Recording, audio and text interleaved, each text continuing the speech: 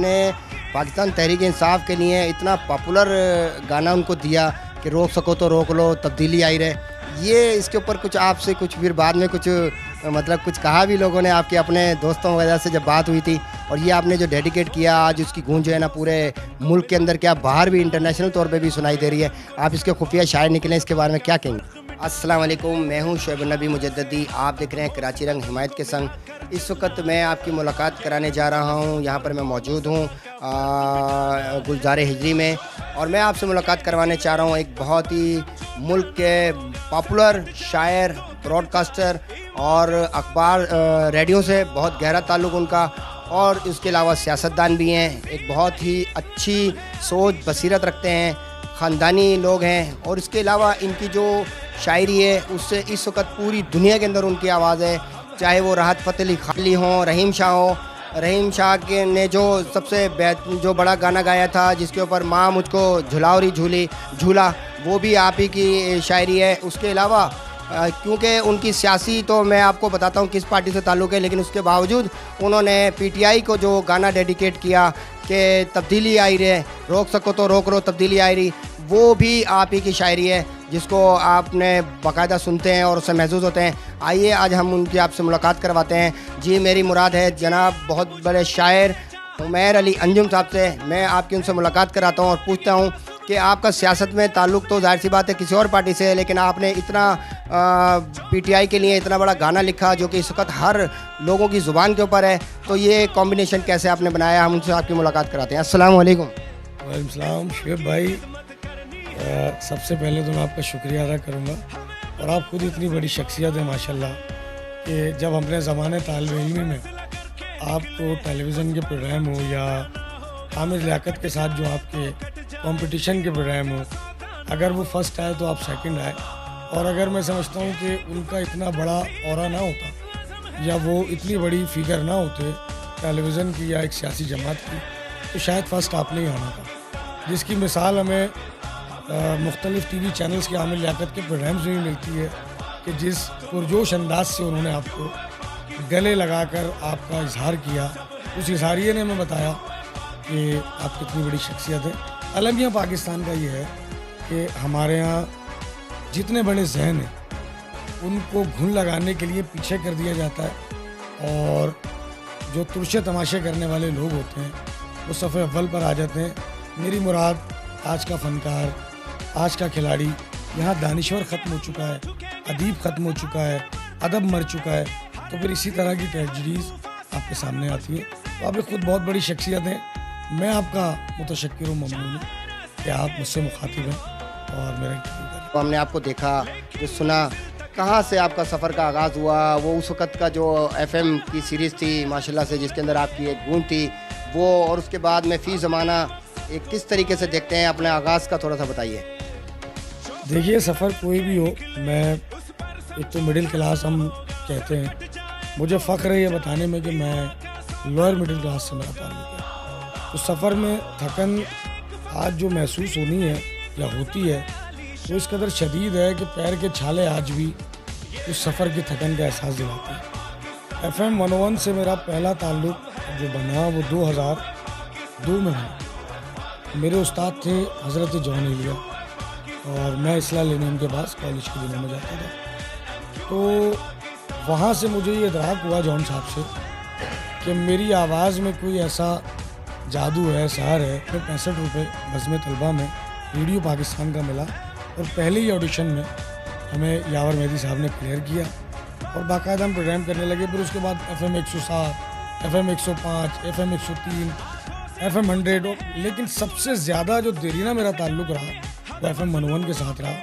गीत गज़ल टाइम मेरा प्रोग्राम हुआ करता था जो मैं रात 10 बजे से सुबह 4 बजे तक करता था। रात 10 बजे से सुबह 4 बजे तक, और कंटिन्यूसली वो प्रोग्राम मैंने कोई 16-17 बरस किया, जिसे 12 बजे के बाद नेटवर्क पे दे दिया जाता था, और पाकिस्तान की आवाज़ दुनिया भर में जहाँ जहाँ उर्दू समझी, सुनी या पढ़ी जाती है वहाँ मेरे प्रोग्राम सुने जाते थे।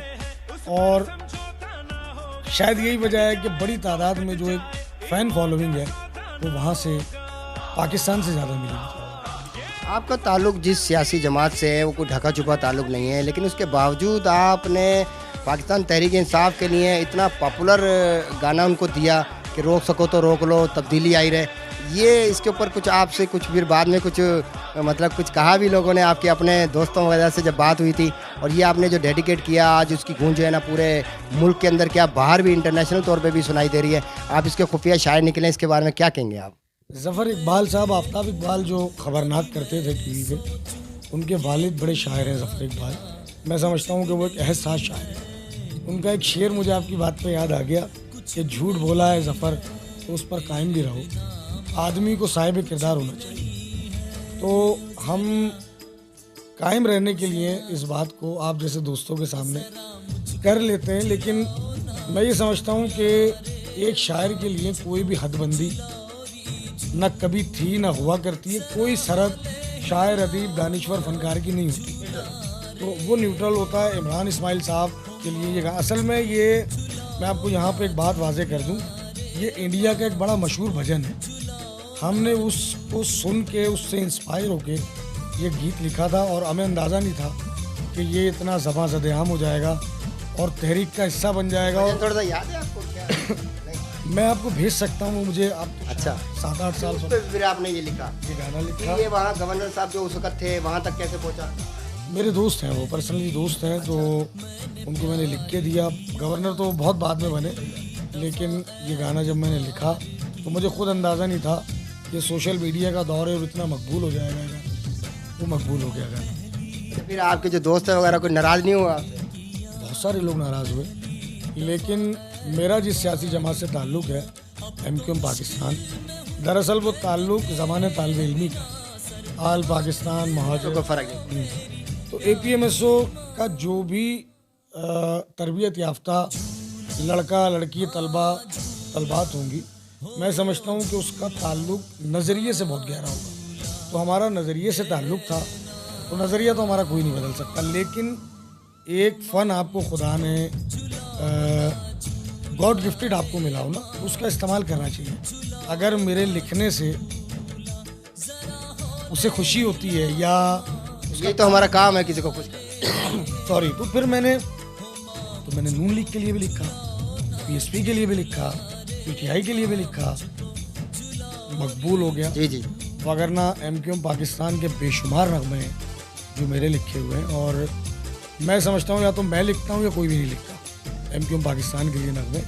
तो अभी पिछले दिनों जना ग्राउंड का जलसा आपने देखा हो, या उससे पहले जितनी कैंपेन MQM की होती रही है, जो भी मुकर्रिर अपने सियासी रहनुमा को मोहब्बत में बुलाता है वो आगाज़ में मेरा ही शेर पढ़ के बुलाता है। ये शायद मेरे लिए एक गैर मामूली है। बताएंगे अभी मैं आपको उसकी क्लिप भी भेज दूंगा। यहाँ से ख़त्म जालिम की हुकूमत होने वाली है, शवाइद साफ कहते हैं बगावत होने वाली है। वो अब्दुल बासित बहुत एक मशहूर टिकटॉकर भी है, और MQM का जो स्टेज होता है वो संभालने की जिम्मेदारियाँ भी उसको दी जाती हैं। तो वो जिस भी रहनुमा को बुलाए, गोया वो फारूक सत्तार हों, मुस्तफ़ा कमाल हों, हमारे हर दिल अजीज़ कन्वीनर डॉक्टर खालिद मकबूल सिद्दीकी हों, वो मेरे अशार का या तो वो सहारा लेता है या मुझे ये एजाज़ बख्शता है कि वो उससे उन्हें बुलाता। माँ मुझको झुलाओ ना झूला तो एक गैर मामूली तौर पे मकबूल हो गया, लेकिन जब सानिया APS हुआ 2016 में, शायद आपको याद हो, तो उस गाने को अब हमने दोबारा, पहले बच्चा गा रहा है माँ मुझको झुलाओ ना झूला, अब बच्चा जन्नत से अपनी माँ से सवाल कर रहा है। ARY की ट्रांसमिशन है, ARY की ट्रांसमिशन है, वो गाना आपको YouTube पे मिल जाएगा। माँ किसको झुलाओगी झूला? जो बच्चा पहले माँ से जिद कर रहा है माँ मुझको झुलाओ ना झूला, अब वो पूछ रहा है माँ, चला गया, शहीद हो गया APS में, अब वो कह रहा है कि माँ किसको झुलाओगी झूला। वो भी YouTube पे आपको गाना मिल जाएगा।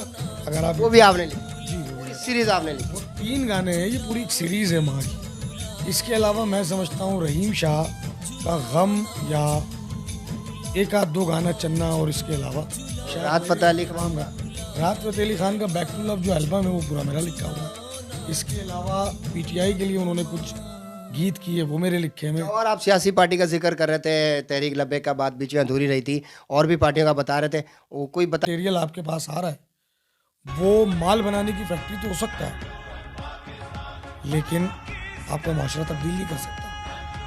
तो सियासी बसीरत से जो वाबस्ता लोग हो गए वो बदल सकते हैं। अच्छा, फ़ी ज़माना इस वक्त आप किसके अंदर देखते हैं कि कौन है ऐसा जो सियासी बसीरत और शऊर से इस वक्त हमांगा है और वो इस क्राइसिस से निकाल भी सकता है और समझदार भी है माशाल्लाह से इस हवाले से? सरकार, मैं तजवीज़ दूंगा, आपके सवाल का जवाब नहीं दूंगा, बल्कि हुकूमत साजी का मौका है ये। मैं मुक़्तदर हलकों को और एहतजाज एहसन जिंदा है, फिर अगर आप बात सियासी शऊर है। जी, ताज हैदर जिंदा है, जिसने पाकिस्तान पीपल्स पार्टी का मंशूर लिखा, बुनियाद रखी। जे रहीम एक उर्दू स्पीकिंग महाजिर है, वो हयात है। सबसे पहले भुट्टो साहब ने उसी का खात्मा किया था, उसी को एक तरफ। इन लोगों से तो आप बईद रख सकते हैं कि ये मुल्क चलाने के लिए कोई सियासी बसीरत रखते हैं, लेकिन आसिफ अली जरदारी फ्रॉडिया है। तो मुल्क चलाने के लिए आपको दूसरा नाम अगर चाहिए तो एमक्यूएम पाकिस्तान के सरबरा डॉक्टर खालिद मकबूल सिद्दीकी। मैं मुक़्तदर हलकों से ये कहूँगा कि प्रेसिडेंट ऑफ पाकिस्तान की अभी तो हुकूमत तश्कील दी जा रही है ना, लोग अभी एक लतीफ़ा भी चल रहा है कि 1.5 साल के लिए अगर किसी के पास वक्त हो तो वज़ीर आज़म की कुर्सी खाली है। मैं समझता हूँ कि उस जगह जो रियल लोग हैं जिनकी वो जगह है, उनको वहाँ पर तैनात किया जाए, वहाँ बिठाया जाए, मुल्क इस भंवर से निकल जाएगा। प्रेसिडेंट या प्राइम मिनिस्टर के लिए सीटें गोया कितनी भी हों, लेकिन आपने मुल्क चलाना है।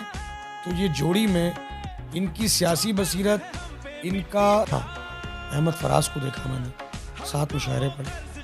पहला मुशायरा मैंने अहमद फराज की सदारत में इस्लामाबाद में पढ़ा। जॉन इलिया मेरे उस्ताद थे। आप अगर शायरी की बात करेंगे तो मोहसिन भोपाली की आप बात करें, आप फिर हमारे इंडिया के जो राहत इंदौरी हैं, जावेद अख्तर हैं, गुलजार हैं, इनके साथ मेरी संगतें रही हैं। इनके साथ मैंने दुनिया में मुशायरे पढ़े। पाकिस्तान की और कानपुरी शबीना अदीब नहीं, उनसे मेरा कोई ताल्लुक नहीं रहा। अहमद नदीम कासमी का नाम लिया, ठीक है, असगर नदीम सैयद का नाम लिया।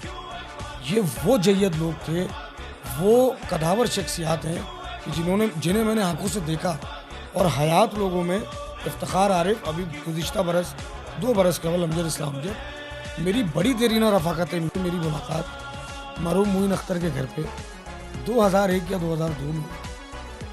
मोइन भाई ने मुझे अपने साहबजादे मंसूर की तरह अपना तीसरा बेटा मुझे बनाया हुआ था और मेरी अक्सर शामें उनके घर में गुजरती थी। मैं आपको बताऊं कि मोइन भाई ये बताते थे कि वो बी एरिया में रहते थे और मैट्रिक पास एक इंसान थे। जैसे कि मैंने अपने बारे में बड़ा फखरिया कहा कि मैं लोअर मिडिल क्लास से मेरा ताल्लुक़ है, उनका भी एक लोअर मिडिल क्लास से ताल्लुक़ था। तो मेरी पहली एकेडमी मोइन अख्तर थी, फिर अतर शाह जैदी थे, बड़ा नाम अतर शाह जैदी, ठीक है। उसके बाद मुझे मोइन अख्तर के घर पे मिलते हैं अनवर मकसूद 2003 में। वो जो मेरा उनसे जुड़ना है वो तिल आज तक जारी है। और मैं समझता हूँ कि मेरे लहजे में जितनी तहजीब बोलती है, ये शायद पैदाइश के बाद जो मेरे माँ बाप ने मुझे दी, उसके बाद अनवर मकसूद ने मुझे ला। अभी इस वक्त कितने मजमूए आपके कलाम आ चुके हैं यहाँ पर? मेरे 5 बच्चे हैं। किताबें आपकी औलाद होती है। पहला मजमुआ मेरी 19 साल उम्र थी, हादसा होने के बाद हुकूमत पाकिस्तान ने वो छापा और उसके अशार अमूमन डॉक्टर EQ खान अपने कॉलम में लिखा करते थे और ममनून हुसैन की तकरीर मेरे अशार से शुरू होती थी जब तक वो सदर है। मियां मोहम्मद नवाज शरीफ हयात है, ख्वाजा साद रफ़ीक हयात है, इसके अलावा एहसन इकबाल हयात है, फैसल रज़ा अब्दी हयात है और MQM की तो तमाम लीडरशिप मेरे अशार से गुफ्तगू शुरू करती थी उसी किताब की। तमाम शायरी मज़ाहिमती थी। मैं आपको यहाँ पर एक बात, देखिए, अपने बारे में जो तारीफ़ी कलमात बोले ना, मेरी नज़र में वो नफ्सियाती होता है, लेकिन चूँकि आपने सवाल किया है तो मैं जवाब दे रहा हूँ। उसके 17 एडिशन छपे और जब मेरी तनख्वाह 19 बरस की उम्र में 8,000 रुपये थी, मुझे उस किताब की रॉयल्टी 4.5-5 लाख रुपये आती थी महीना। 17 मरतबा ज़िलाई सतह पे, सूबाई सतह पे और वफाकी सतह पे वो किताब छपी। उसका एक बड़ा मज़ाहिया वाक़या भी है, जब 10वीं बार वो किताब छपी तो मुल्क का एक बड़ा शायर है, अभी सदारती अवार्ड भी मिला है उसे, फरहत अब्बास शाह। उसका फ़ोन आया, उसने कहा यार वीरे अब रुक जा, इंज ना कर। मैंने कहा क्या हुआ? कहने लगा यार मेरे 11 एडिशन आए थे, मेरा रिकॉर्ड टूट गया। अल्हम्दुलिल्लाह उसके बाद दूसरा मेरा मजमू आया बेतुके ख्वाब, तीसरा मजमू आया तुम याद आए। किताब अभी मौजूद है, तो दिखाई ना पड़ेगा। ये मेरी किताब है तीसरी। ये मेरे लिए न्यूज़ साहब की किताब है, तुम याद आए। ये देख सकते हैं आप, मेरे लिए तुम याद आए।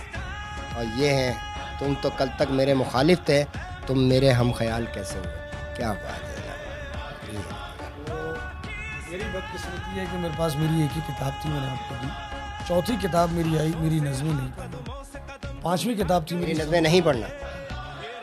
पांचवी किताब थी ज़रूरी था, क्योंकि एक गाना है राहत फ़तेह अली ख़ान का, तेरी आंखों के दरिया का उतरना भी ज़रूरी था, मोहब्बत भी ज़रूरी थी, बिछड़ना भी ज़रूरी था। ऑन कैमरा आज मुझे बोलने का मौका मिल रहा है, क्योंकि पाकिस्तान में ये इतना अजीब माशरा है कि जहाँ पे चोर को फनकार कहते हैं, नौसरबाज को कलाकार कहते हैं।